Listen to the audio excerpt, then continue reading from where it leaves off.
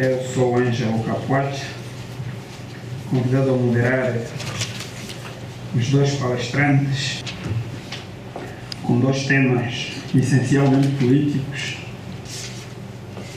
Reputo importantes. Primeiro, eu não estou aqui para denunciar ninguém. Não pretendo acusar ninguém também. Quero, isto sim, em alemão, que as coisas são diferentes, factos e acontecimentos, reportar simplesmente uma reflexão pessoal. E espero que, se alguém se sentir um bocado chocado, peço as minhas sinceras desculpas, mas viemos aqui como angolanos, para que não formos outra coisa, somos todos angolanos aqui, para refletirmos um bocado a situação de cabine. Eu, para além de ser angolano, para além de ser cabine, eu sou angolano, eu tenho minha avó, que é da Praia do Bispo, então tenho minhas raízes angolanas e eu não as nego, e sinto-me muito lisonjeado por ser angolano, mas tenho as minhas opções que são muito claras e as pessoas conhecem. Então, eu vou falar da guerra e as suas consequências. Primeiro, uma pequena visão histórica. O dicionário de Michaelis define a guerra como sendo uma luta armada entre nações por motivos territoriais, económicos ou ideológicos. Também é um conflito armado pelo controle político entre diferentes grupos dentro da mesma nação, a chamada guerra civil. Em suma, disputa pelo poder, motivação económica, imposição de ideias ou cultura, confronto entre causas sociais e causas religiosas. Defende-se existirem guerras justas, mas também encara-se com a mesma dificuldade em apontar as variáveis que a determinam. Percorrendo historicamente todas as guerras, antigas e recentes, verifica-se que mesmo aquelas que apresentam até as motivações mais plausíveis escondem seus quid pro quos. Pensa-se neste sentido que na base de uma guerra, para além dos motivos possíveis e de cariz sociológico, escondem-se indiscutivelmente aquelas de ordem psicanalítica. Esta opõe-se à visão de Kant, que pensava que o homem, ao pesar o bônus da paz, iria abandonar a guerra. Tal nunca aconteceu. Os motivos psicanalíticos definem-se fundamentalmente pela incapacidade do homem controlar o seu ego e por transferir os seus sonhos turbulentos para a realidade onde a vida do homem tem a dimensão dos seus próprios sonhos, virtual. A guerra, neste sentido, a incapacidade de ceder, de dar e de construir a alteridade. In memoriam história cabinense. Os cabindas, sobretudo a comunidade cita em Ponta Negra e Luís Ranco Franco, eram relutantes à ideia de uma guerra contra a presença colonial portuguesa. Defendiam, a partir dos tratados, que Portugal devia entregar-lhes a sua terra pacificamente. É nesta maneira de raciocinar, levado a extremo, que levou Alexandre Tati, que vinha do Grai, a abandonar Ponta Negra com o exército já preparado e algumas ações militares da via de Massad a entregar-se aos portugueses. Nasciam os TAIES. A FLEC, fundada em 3 de agosto de 1963, passou a ser um movimento simplesmente político, defendido nas arenas internacionais, maiormente pelos ministros de Congo Brazzaville. É conhecida a intervenção de Stéphane Tichelet, ministro dos Negócios Estrangeiros na ONU, o discurso de Charles Garaot no mesmo pelouro em Addis Abeba na 24ª sessão, ao declarar: os cabinenses pedem enquanto entidade que lhes seja reconhecido o seu direito à autodeterminação e à independência. A esta base histórica acrescentar-se-ão outros dados que reputo importantes. Ali na A, a legislação portuguesa de 33, cabendo a uma entidade autónoma de Angola, o mapa das nações sobre a operação colonial, cabendo é o número 27, Angola 28, territórios distintos, a Carta da OUA, dos territórios a descolonizar, onde cabendo é 39 e Angola 35, territórios separados. Esta base histórica tão bem documentada e a sua condição de insularidade levaram a que os cabindas tivessem uma ideia tão clara quanto segura da sua especificidade como povo, independentemente de Angola. Terceiro, os movimentos de libertação de Angola e Cabinda. Os cabindas perante um status quo e, sobretudo, diante de imobilismo por parte da liderança, não muito clara nas suas estratégias, foram militantes de movimentos angolanos, GRAIO, UPA, MPLA e a UNIT. Sabe-se, porém, sob condício, porque muitas das testemunhas ainda vivem e atestam-no. Agostinho Neto, de início, até tentou ajudar os cabindas a organizar-se, mas, como sempre, prenhes de divisão, a figura apontada, Nicolau Spencer Lambanense, meu conterrâneo, foi acusado de não ser cabinda. Esta foi depois para o MPLA e lá perdeu a vida em circunstâncias duvidosas. Personalidades, aliás, como Pedalé e Kimba, deixaram lamentações veladas, porque fala-se terem sido traídos. Não é isto que tinha sido acordado nas matas, cochichavam como bons cabindas desiludidos. Quarto, o colorir da guerra.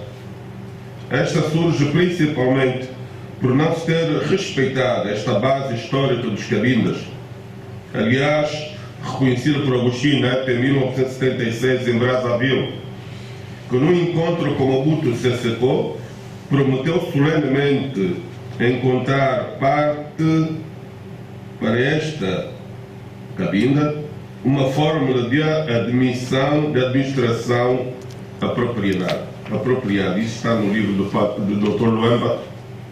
Eu tenho aqui todas as coisas depois documentadas. A guerra em Cabinda obedece a diversas etapas, estas com as suas características até os nossos dias. A entrada maciça de militares pelo Maior de Dentro nesses últimos dias, cercando aldeias e proibindo-as de levar uma vida normal, demonstra que ela está bem patente, presente e não um simples jogo mediático, como alguém ousou afirmar nesses últimos dias.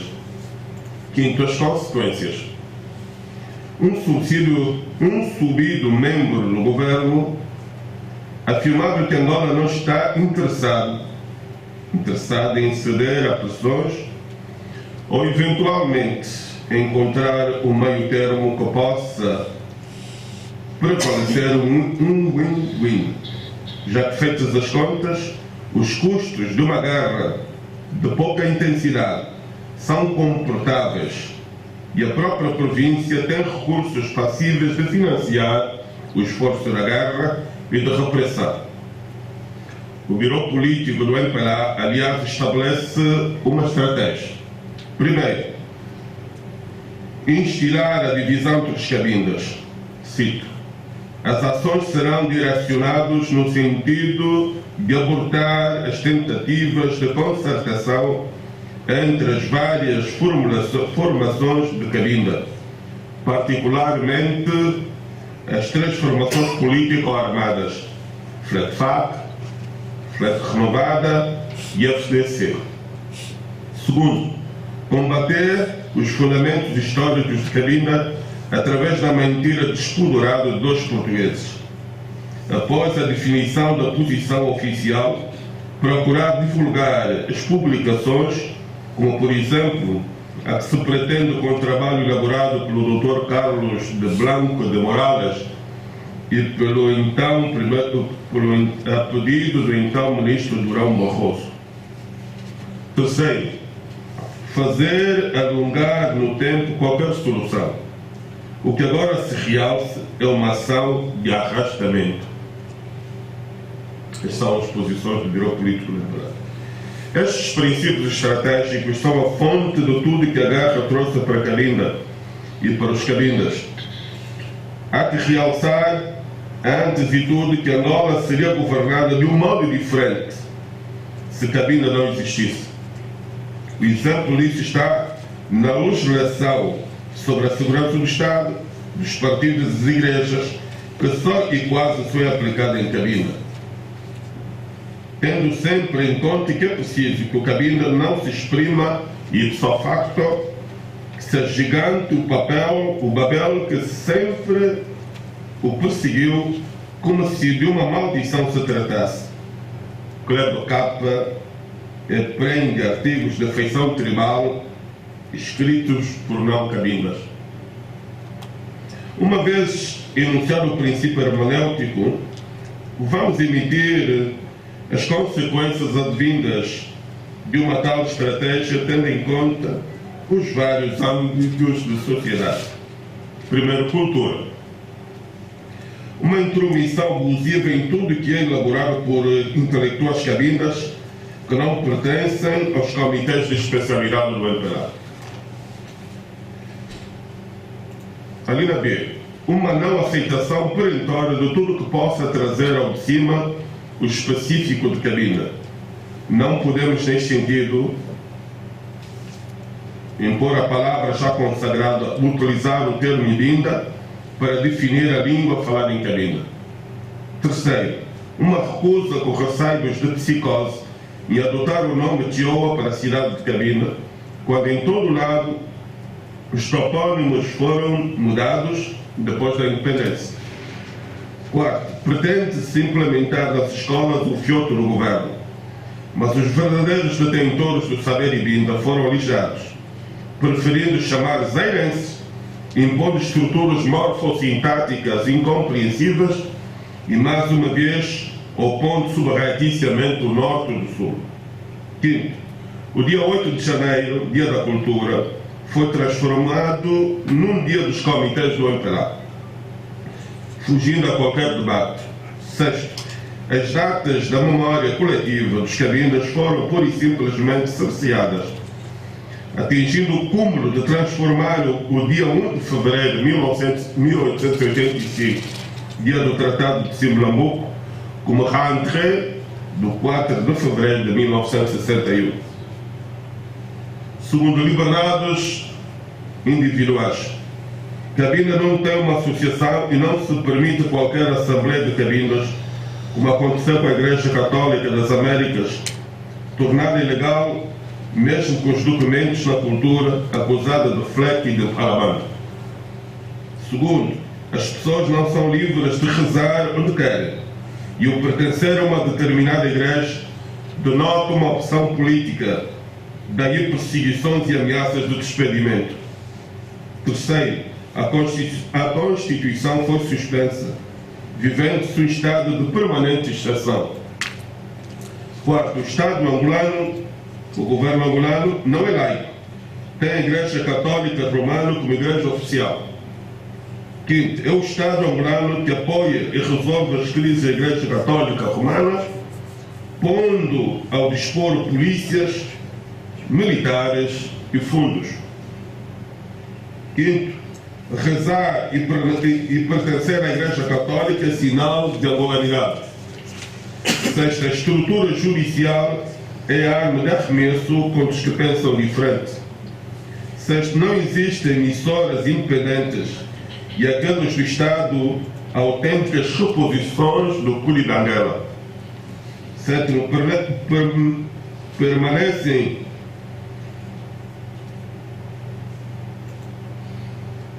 Sexto, continuam as prisões arbitrárias de membros da sociedade civil como medida para impor terror.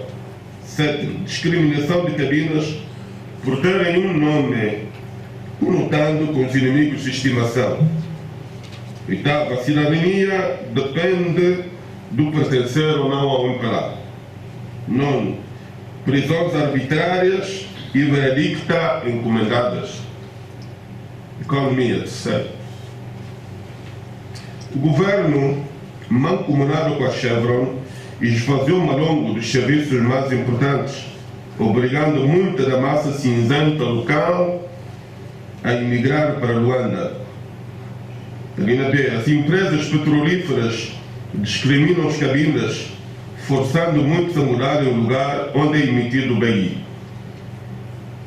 O governo recusa terminantemente a construir um porto de águas profundas, já iniciado pelo português, pondo deste modo os cabindas muito dependentes dos países circunvizinhos e com a dupla tributação e um custo de vida cada vez mais incomportável para as populações. As empresas petrolíferas não têm o cabinda como o primeiro elemento a empregar. As centralidades construídas por tudo que é canto são negadas aos cabindas. Implementaram monopólios, táxis e padarias para aumentar o número de pobres. A Sonangola é literalmente ausente do território, onde saca quase mais de metade da riqueza que ostenta, continuando a funcionar numa estrutura da lata dos anos 90. Cabinda, um território já de por si exíguo, e já foi devido e entregue a desconhecidos. A exploração do ouro no Mayombe não tem cara nem nome e não beneficia as populações locais. Estranhas a lufa até onde lava roupa, fazem limpeza pessoal e muita água para beber. Linha J, um plano de desenvolvimento que mira, antes de tudo, as zonas onde o MPLA tem a impressão de ter mais membros. A linha J, exploração do petróleo onshore sem um estudo de impacto ambiental, destruição das lavras de mulheres sem a devida indemnização dos seus donos. Empresas fantasmas que acabam de ficar com um grande bolo dos investimentos públicos, mas com obras da Santa Engrácia. O governo continua a negar uma escola de petróleos em Cabinda e universidades técnicas. As dívidas das empresas não saldadas, maiormente aquelas não pertencentes a membros do MPLA, mergulhadas na falência. Discriminação das empresas de Cabinda pelos bancos no tocante ao financiamento. Uma reflexão fenomenológica. João Lourenço, ministro da Defesa de Angola, depois de afirmar uma semana antes que a guerra em Cabinda era simplesmente uma questão mediática, no dia 11, falando aos militares, declara: temos que estar sempre em prontidão e estado de alerta. É necessário a preparação combativa permanente para que as nossas fronteiras sejam protegidas e ninguém possa vir molestar a paz que o país tem. Cabe a vós essa missão para a defesa da soberania e integridade territorial. Esta estratégia, tendendo a desvalorizar o conflito em Cabinda, é já muito antiga. O chefe do Estado-Maior mais filo imprensa que Angola conheceu, Agostinho Nalumba Sanjar, declarava que não há guerra em Cabinda, acusando algumas individualidades da Igreja Católica de fomentarem ações bandidas. Ora, mesmo sem guerra, reiterava que as forças governamentais se encontravam em Cabinda para impor a ordem, salientando que as ordens que são dadas aos militares são muito claras. Quem vier com violência será repudiado com violência. Esta completa contradição de altas bisapas de Angola constitui, no entanto, uma estratégia bem definida. Esta tem em conta impular os feitos do exército angolano, de uma vez para sempre, ter acabado com a resistência cabindense.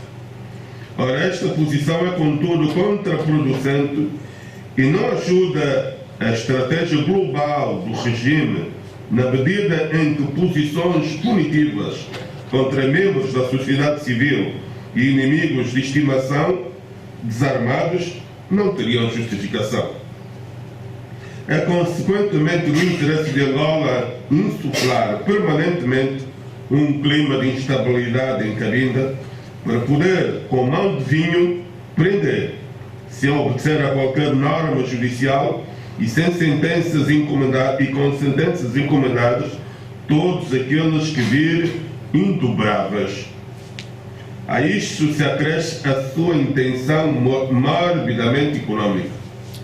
Altas patentes das FARC e quadros superiores do CINSE têm estado nos últimos anos a enriquecer em Cabinda por via do aproveitamento ilícito em seu benefício pessoal da parte das volumosas verbas do orçamento dos setores de emprego.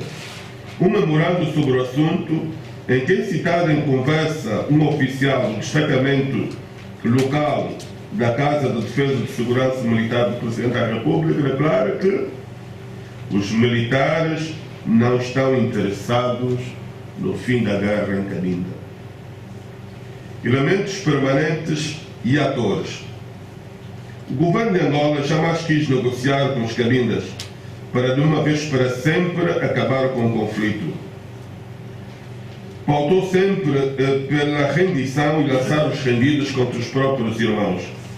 Foi assim com o grupo de Vítor Gomes, que uma vez com as biçapas e o fardamento angolano, protagonizaram nos anos 90 um programa na Rádio Cabinda recheado das piores inverdades contra os inimigos de estimação da sociedade civil.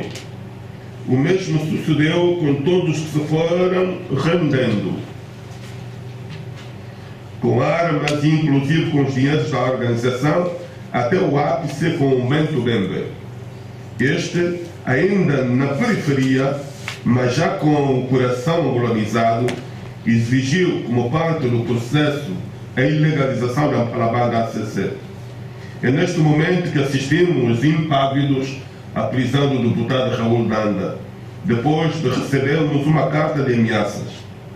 Começava a nossa via crucis. Bento Bembe punha nos ouvidos do governo angolano todos que com ele colaboraram, até as mulheres com sacrifício davam-lhes as chicoangas.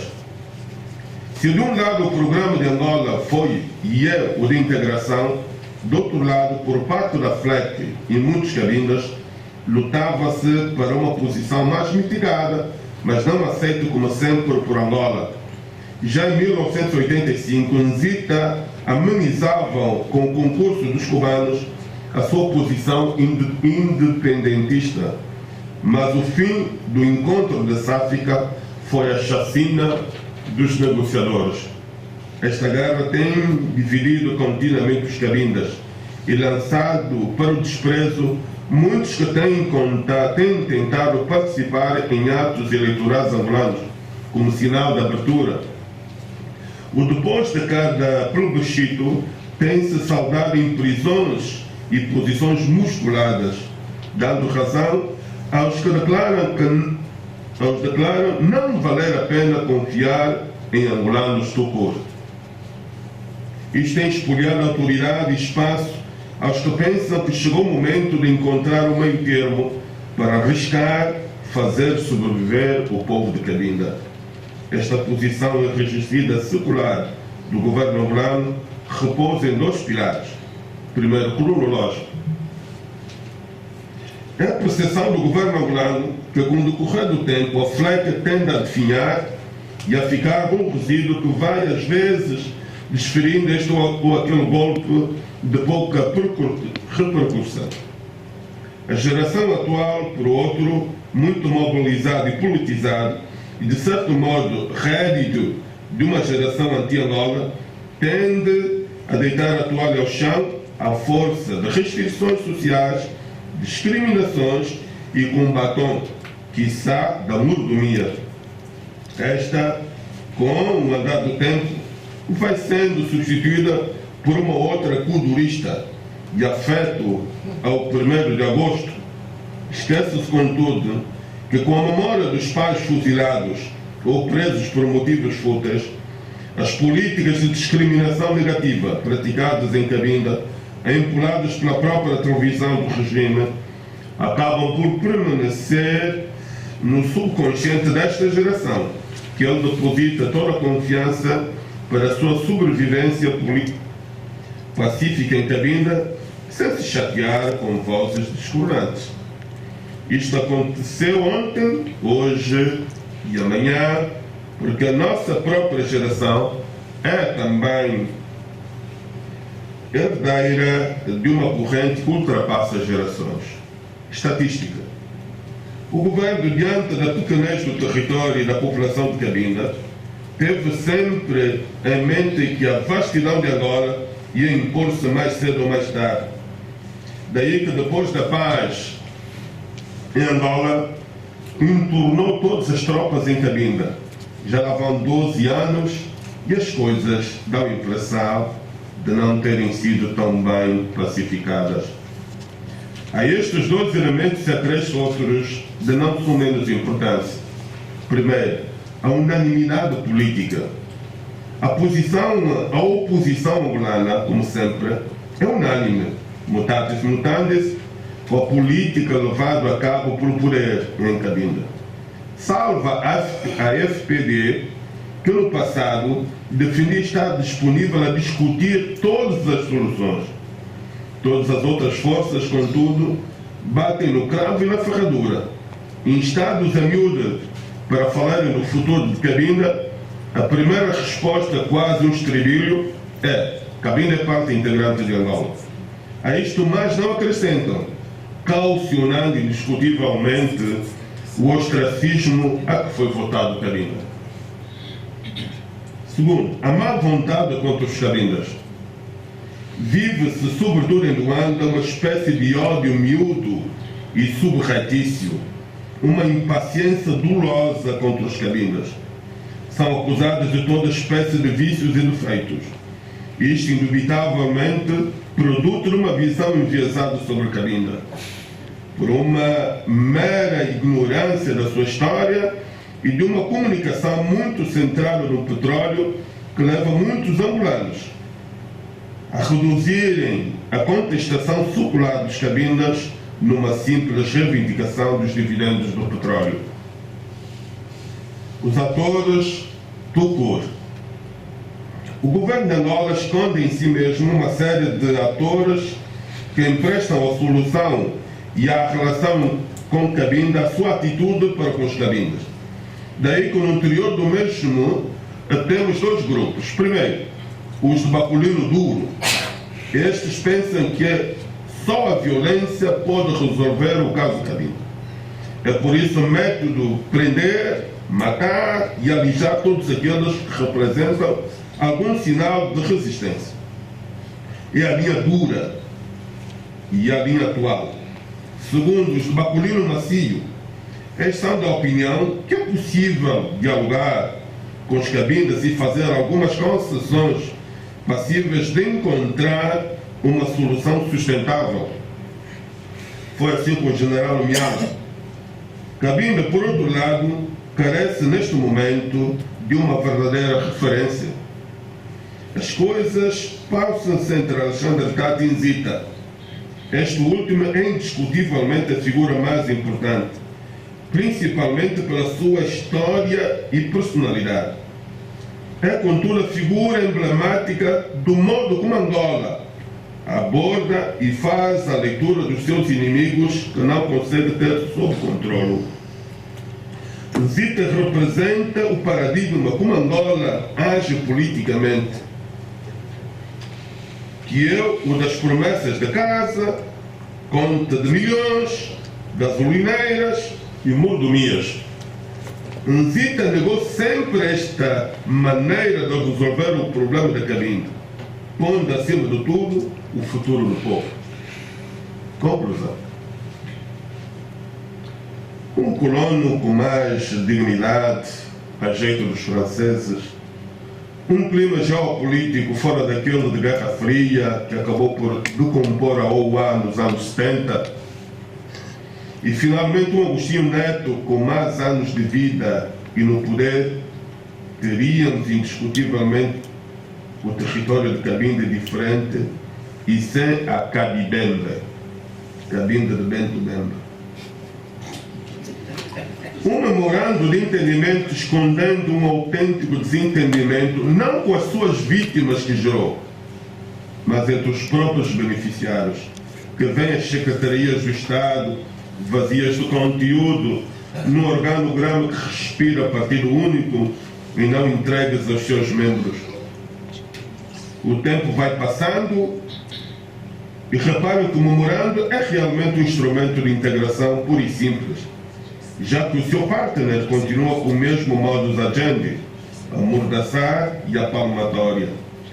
Paradoxalmente, o que a Guerra de Libertação pretendia combater e acabar. O que vemos, contudo, foi simplesmente substituir o branco e refazer o seu São Nicolau. Impor um comunismo que agora foi substituído por um capitalismo, mas que esconde os seus resquícios de desumanidade. O governo angolano deve urgentemente decidir se os Cabindas são angolanos, porque o que se passa em Cabinda vem a dar razão ao que muitos defendem. Temos 3 tipos de angolanos. Primeiro os de Luanda, segundo os do resto de Angola e finalmente os Cabindas. Obrigado.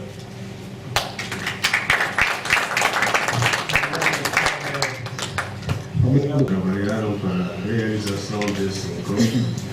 Eu acho que é uma iniciativa muito louvável. Aliás, senti-me muito satisfeito em saber que há gente que ainda pensa sobre Cabinda, porque há muito tempo que jamais falamos disso e de forma pública. Eu lamento ainda, mas entendo. Pediram-me de falar da iniciativa de construção da paz. E eu acho que uma das coisas mais importantes é de vermos primeiro qual é o entendimento que temos da paz.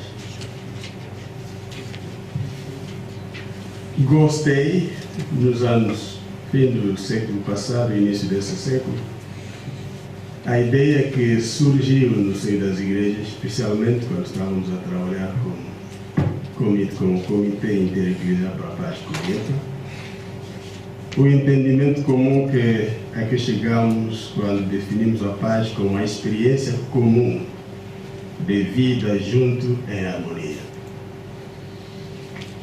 Falando desse entendimento nas Nações Unidas em 2001, todo mundo queria saber o que queremos dizer com isso. Nós chegamos a nível do COIEPA a concordar que a paz deve ser uma experiência comum de vida junto em harmonia. E quando falamos de vida junto, estamos a falar de gente que vive junto. E quando dissemos experiência comum, queremos dizer que todos que vivem junto devem se sentir em paz. Mas essa paz só pode ser paz quando é vida em harmonia. Ultimamente, com o seu moderador, permitiu-me chamar o reverendo, chegamos à conclusão que essa harmonia não deve ser apenas a harmonia entre eu e ele que está ao lado comigo, mas em mim próprio também deve haver essa harmonia. Partirei desse princípio para propor as ideias que trago para esse debate. O meu segundo ponto é que estava também em Nova Iorque, exatamente no ano 2000, quando se organizou no Conselho de Segurança, teve aquele debate sobre 4 países africanos em crise, e Angola era um. Lá, falando, o representante do secretário-geral, falando com a delegação angolana, exprimiu uma ansiedade e uma frustração, porque a relação do nosso governo com aquela organização estava num nível muito baixo. E, ao explicar a opinião deles e a posição, deu-nos a entender que a presença daquilo que se chama peacekeepers. A presença da tropa das Nações Unidas em Angola não foi o que se esperava. Em resposta, como tive o privilégio de falar em nome da delegação, coloquei esse ponto que também quero registrar. O nosso problema como angolano, senhor Gambari, que representava o secretário-geral, é que vocês mandaram tropa para ir guardar paz que não existia. E a paz só pode existir quando construída. E a paz não se construiu em Angola. E ele disse, mas o acordo de Vicência. Ele disse, o acordo de Vicência não é a construção da paz. E o grande problema de Angola é que vocês foram guardar uma paz que só estava no papel, não estava na mente das pessoas e não se fez nada para construir essa paz. Para colocar esses dois elementos, o entendimento a que nós chegamos e esse ponto. Porque a paz não é apenas aquele entendimento comum a que podemos chegar e que vamos chamar acordo. E agora utilizamos muitos outros termos também. Falamos de memorando, falamos de protocolo, falamos de questão. E o problema, os papéis bonitos, mas não dizem e não conseguem traduzir na vida das pessoas aquela paz que deve ser a experiência comum. O meu terceiro ponto que eu quero colocar, que está mais ou menos no documento, estou a relatar algumas situações concretas que devem ajudar a entender o que estou a dizer. Muitas iniciativas foram lançadas no caso específico de Cabinda. Se olharmos de 75, podemos ver que há vários acordos, há vários, não sei, não vou dizer memorandos, mas pelo menos há documentos assinados com esse ou com aquele grupo, porque chegou-se à paz e dando esperança de que agora a situação vai mudar. Infelizmente, não conseguimos ter a paz que é preciso. E aí, aquilo me leva ao ponto que considero crucial. Quando nós, como angolanos, tivemos o acordo de 91, dissemos que Angola está em paz. Mas no acordo de 91 não havia nada dito acerca de Cabinda. E a guerra que consideramos, a que consideramos nos referir, que destruiu o país, só fala do resto de Angola e não fala, daquela guerra não se fala da guerra em Cabinda como guerra. Essa é a minha apreciação, posso ser errado, mas é assim que eu vejo. Por isso, em 91 não se falava da paz, incluindo Cabinda. Aliás, posso recuar um pouco. 75, a ALVO, que deveria ser o documento básico para a independência desse país que chamamos Angola, também não se debateu de forma séria a questão de Cabinda, apesar daquela resolução que diz que Cabinda é parte integrante de Angola. E quem falou, quem assumiu a posição em nome dos Cabindas, eu acho que temos ainda dificuldade de identificar. Mesmo no caso de Angola em geral, esse é outro ponto que eu considero quando falo da paz como experiência comum. Não se pode falar de paz sem falarmos de forma concreta da questão de soberania. A independência de Angola, como acaba de dizer o meu colega, praticamente tornou-se questão de transferir o poder político a um outro grupo do que ser independência no seu verdadeiro sentido. Por quê? Os que foram ao Angola são pessoas que se impuseram, essa é a minha expressão. Não houve, como aconteceu em outros povos também, não houve uma representação legitimada pela vontade popular. Claro, podemos dizer que não tínhamos as condições para isso, mas eu continuo a acreditar que para ser uma verdadeira independência é importante que o povo saiba se exprimir, tenha essa capacidade e as possibilidades criadas. No meu texto vão ver das iniciativas que tentamos tomar, por exemplo, como igreja, indo à cabinda, conversando com os dirigentes das comunidades cristãs lá, isso muito antes de 2006, e aliás, me lembro muito bem, em 2004 eu estava a entrar no palácio, chamado para ir falar com o presidente, e o governador da província estava à espera de ser recebido. E quando eu saí da audiência, cruzamos, e eu perguntei se o governador prometeu-me, quando estive em cabinda, que vamos conversar acerca de como o processo que nós queremos iniciar deve avançar. Daqui a pouco vou te chamar. Infelizmente, até hoje, ele, também já não é governador, não me chamou. A única surpresa que tive 2 meses depois é o acordo comemorado, né? Do Namíbia. Então, eu estava a me perguntar a mim próprio se isso é a promessa que o governador fez a mim naquele tempo ou não. Mas o que estou a querer dizer aqui, as iniciativas tentaram desenvolver de várias formas e por diferentes personalidades e entidades. Muitas delas não conseguiram chegar ou satisfazer as expectativas que levantaram por causa de muitas razões e algumas vou tentar identificar agora no texto.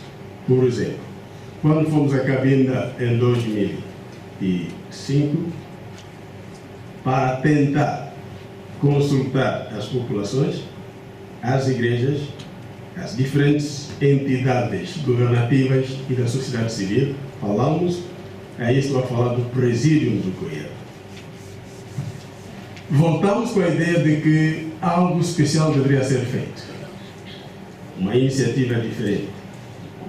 Mas logo depois tivemos o memorando do Namíbia, como alguns podem se lembrar, eu como secretário executivo naquele tempo e representante da organização, fui intimado para podermos ser observador do acordo do Namíbia.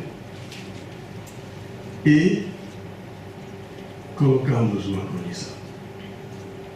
O acordo do Namíbia foi assinado por uma organização que se chama, eu não sei se chama ainda, ou se chamava. Não, estou a falar do acordo do Namíbia, é um memorando de entendimento sobre paz e reconciliação em cabinda. Não, é o Fórum Cabindês para o Diálogo. Sebastião Torrada. Estou a vir lá. E nós dissemos que o Fórum Cabindês para o Diálogo, com que vocês vão assinar isso alguns dias antes do acordo, e nós fomos intimados para aparecer lá como quem vai ser observador e deveríamos pôr a nossa assinatura, mas nós dissemos que era impossível, porque os constituintes do Fórum Cabindês para o Diálogo, que nós conhecemos, de acordo com os documentos que temos, é FLEC, FAC, Palabanda e a Igreja. Agora, a FLEC, FAC, temos nota que nos indica que ele já não se considera membro do FCD, dirigido por Sr. Beto Bento. 2. Agora estamos nos primeiros dias de agosto para assinar o memorando.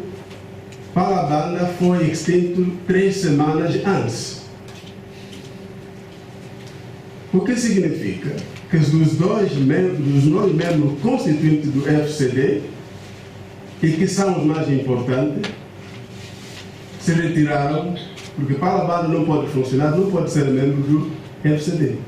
FLEC retirou-se, porque o presidente Nzita disse que declarou que já não quer nada a ver com aquela coisa. Com que o governo está a assinar o acordo? É só vamos dizer isso, são conversas que nunca trouxe ao público, mas são as coisas que fizemos. Porque nós não sabíamos que Palabanda fazia parte. Bom, vocês extinguiram a Palabanda, mas Palabanda é a organização que trabalhou primeiro a ajudar as duas fletas a se reunificar.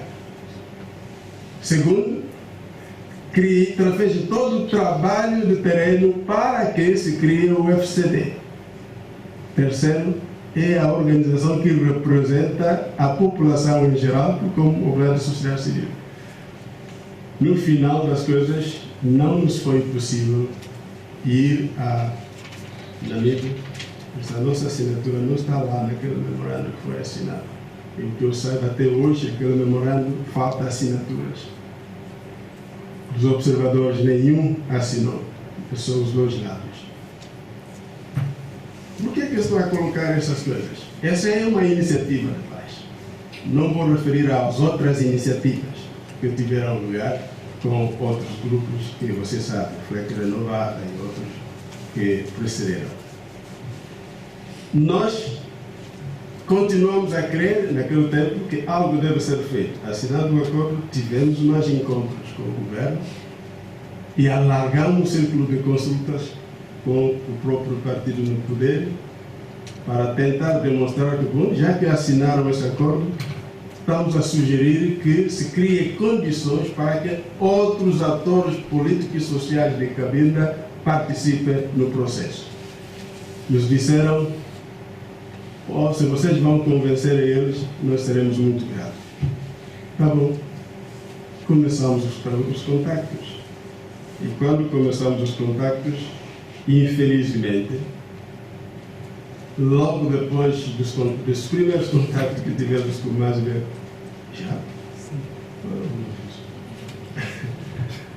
com os mais velhos, fomos informados de que o acordo já vai entrar em execução. Quer dizer, as iniciativas não têm sido levadas a cabo, no nosso entender, com o objetivo de ter a paz como uma experiência comum de todos. E, infelizmente, nesse que os cabindas têm sido envolvidos no seu verdadeiro sentido, por além de organizações que têm tido possibilidade de fazer alguma coisa. As bases que nós consideramos essenciais. Já falei da questão do poder de soberania, que deve ser exercido pelo povo, quer dizer, pelos cabindas, e não necessariamente por qualquer grupo que se organiza, como nos dizia o velho Desmond Tutu nos anos 80, que há sempre o perigo de pessoas que se organizam, muitas vezes com um bom discurso e bons objetivos, mas depois deixam de ser o que devem ser para com o povo em geral. Continuamos o trabalho e depois, em dezembro de 2008, fomos contactados para ver se podíamos facilitar o diálogo entre algumas forças de Cabinda com o governo. Fizemos o trabalho de primeiro ouvir a todos. Era e que continua a ser o nosso interesse. Não apenas ouvir um ou dois, mas ouvir a todos. Falamos com FLEC, FAC, que na altura não era autorizado, não éramos autorizados, mas falamos com Palabanda, embora proibido, e chegamos à conclusão que podia ainda se fazer um trabalho para renovar o FCD. Por isso, organizamos 2 encontros em Genebra e outro em Paris, e o de Paris vai ser o pior. O meu amigo e irmão Luenda já falou como é que ele foi preso, porque o nosso encontro de Paris, que eu, Tonizinho, organizei, presidi, procurei os fundos para as pessoas participar, não fui preso. Não, até hoje não consigo saber porquê. E as pessoas que eu mandei vir, para quem paguei as passagens, é que foram presos como sendo terroristas. Eu até hoje me pergunto quando será o dia que vou ser pegado como terrorista. A ideia é que, quando as coisas não são feitas de acordo com a nossa agenda, essas coisas não são normais. Até hoje eu estou a me perguntar se devo continuar a acreditar na linguagem do terrorismo. Porque finalmente o terrorista é aquele que faz coisas que eu não quero. Bom, eu quero, como vão ler os detalhes no documento, é um pouco longo, mas os detalhes vão ler. Eu quero dizer que um dos graves problemas que nós temos no caso de Cabinda, primeiro, é o facto de a agenda da paz para Cabinda não ser a paz, não estar interessado na paz real dos Cabindas. E muita gente a pensar que o conflito em Cabinda e a guerra em Cabinda é uma coisa, como estava a dizer a nossa moderadora antes, é uma coisa de lá, não tem nada a ver comigo. O que eu não acredito. Porque enquanto a guerra continuar em Cabinda, não importa se é explosivo hoje e menos explosivo amanhã, onde haver mentes opostas, mentes não satisfeitas, a qualquer momento que a oportunidade vir, a explosão vai ser real. E Angola tem dito isso, deveria aprender pela nossa própria história.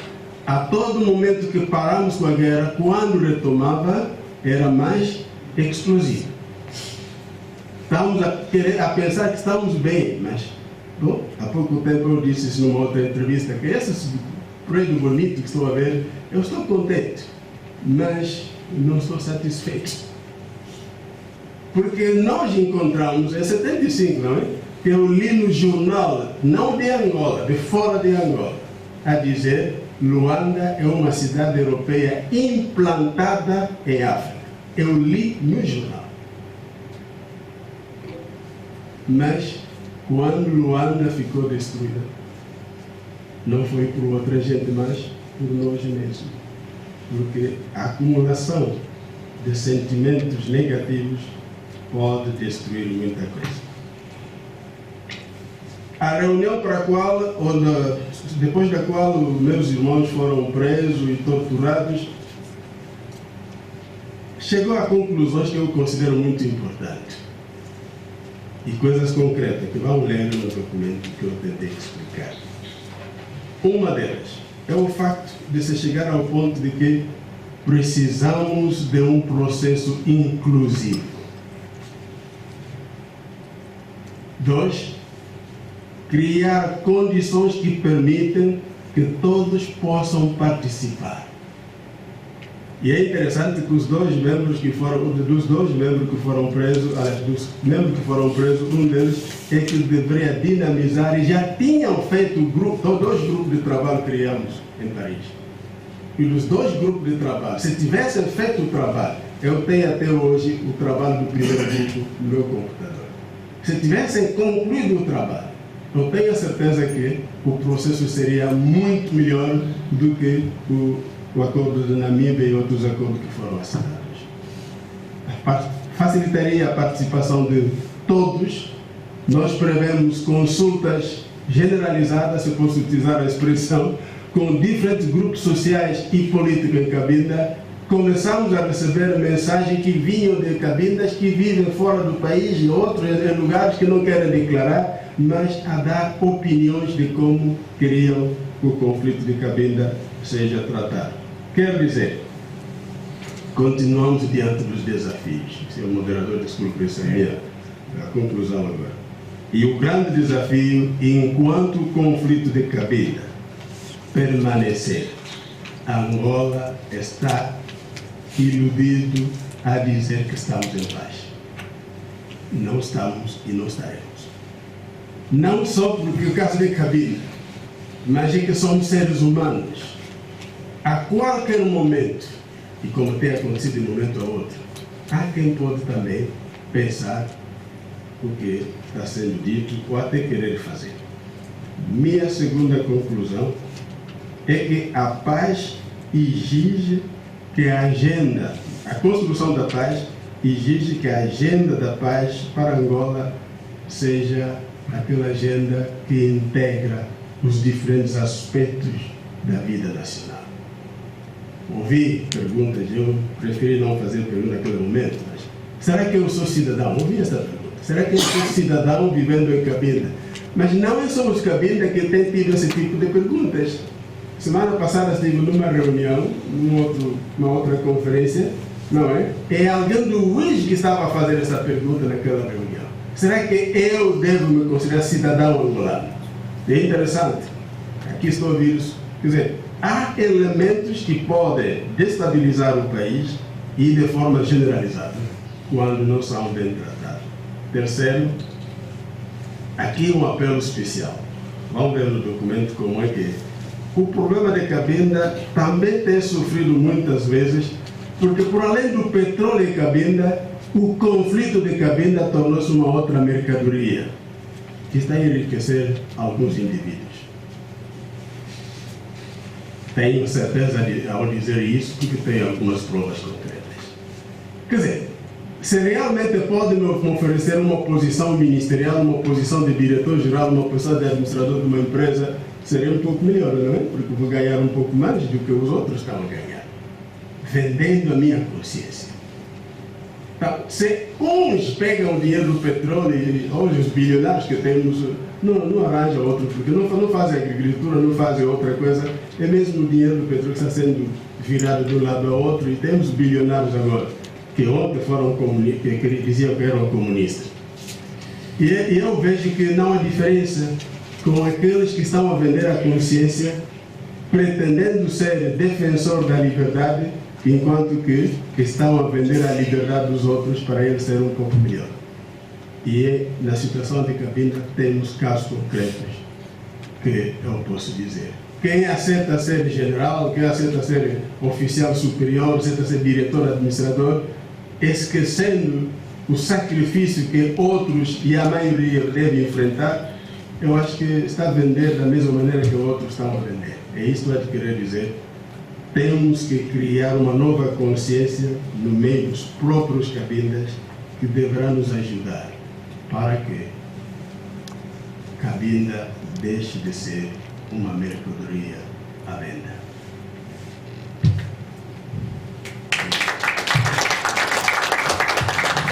Muito obrigado.